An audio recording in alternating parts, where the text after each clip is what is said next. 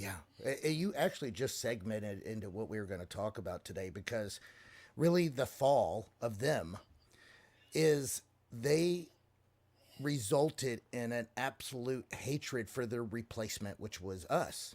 And we are made in the image of God, so it just added more fuel to the fire. But that's where those fallen angels come in with their genetic manipulation and creations to they have been planning what's happening right now for 6,000 years. This is all coming to a head is to create a massive falling away with their great deception. This is literally been in the works for 6,000 years because it's literally been a seed war since the fall. Because that's exactly what happens. Why God had to wipe the earth clean with the flood because all of man was going to be corrupt. And then after that, there was a reason why God had the Israelites kill and wipe out complete towns of men, women, and children, and sometimes animals. Because if any of them would have survived, it would have corrupted the bloodline and prevented Christ from being born. So at every stop, they've tried to prevent this. Now, it's the last of the Mohicans for them. They Yeah. what they can do is try to take as many down as they can and cause the great falling away. And what we're seeing is their plans unfold that were established 6,000 years ago was to corrupt us, make us in their image instead of us being made in the image of God. Absolutely. And the reason for that is so that you cannot be a recipient of the forgiveness of sins through the blood of Jesus Christ. That's what it's all about because Christ died for humanity. And the whole thing is to make you transhuman, to have this transitional aspect of self-directed evolutionary process of the species to make you quote unquote human plus, human 2.0, transhuman, what all the different language so that you are deemed unredeemable because you are no longer created in his image for which he died and gave a covering of you're created in their image. And that gets even back to the words of Christ, saying if I didn't shorten the days for the elect's sake, there'd be no flesh left alive is how it's Right. rendered in most translations. Now I can't vet this. I don't read Hebrew. Okay. And I don't read Greek and I definitely don't read Sumerian text, but I listen to the guys that read that, and what they have said is the transliteration of that is if Christ had not shortened the days, there would be nobody left who could receive salvation.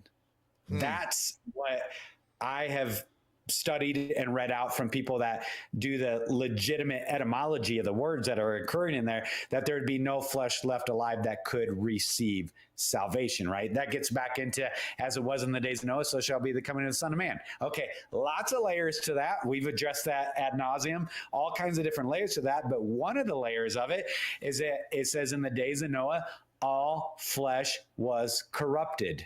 All flesh, all genetics, all created order was corrupted. But Noah was found, as it says in most of our translations, righteous in his generation. That's not what it says. It says he was found perfect in his generation. And again, according to the scholars, that I can't testify that this is absolute. So go ahead and take issue with it and throw all your nasty gram stuff on the comment sections. I'm just telling you what they say. So what they say is that that again, the translation, the authentic translation or transliteration of that is that all genetics was corrupted in those days, but Noah was found whole.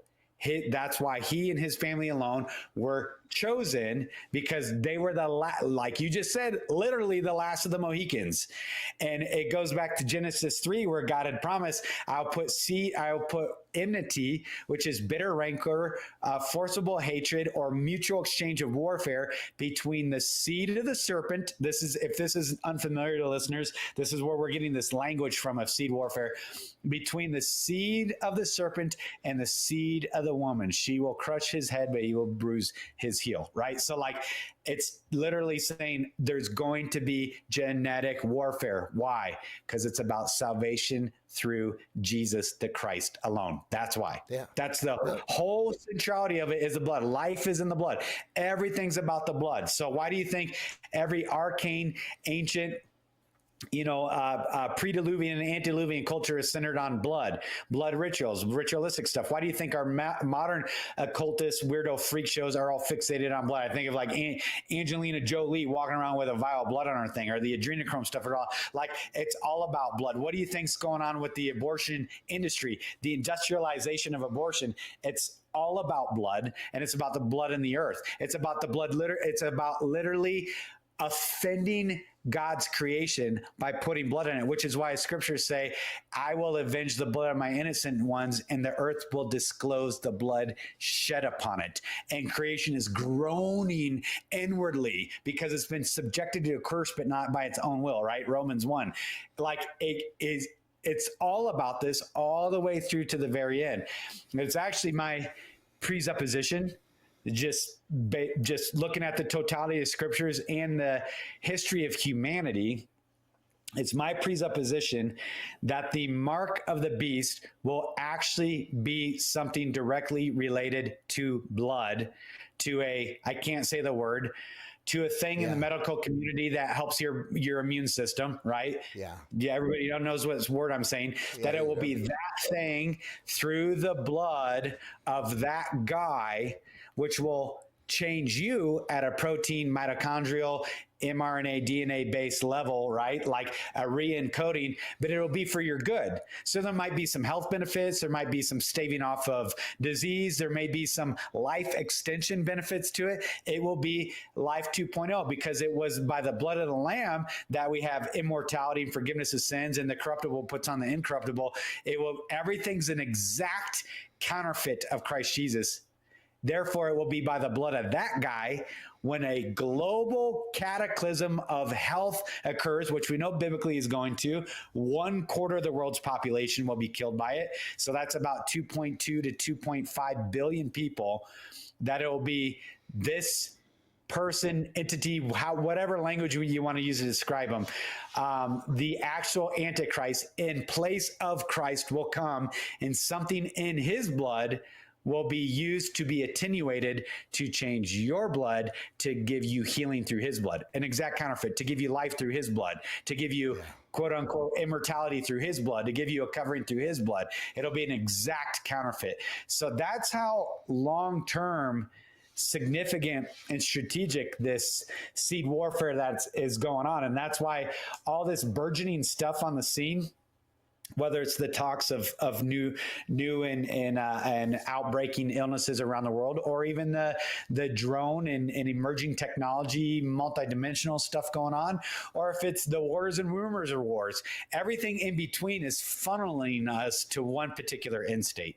And that's why we have to keep going into this 2025, right? This beginning of the final Jubilee with eyes wide open at every turn, eyes wide open.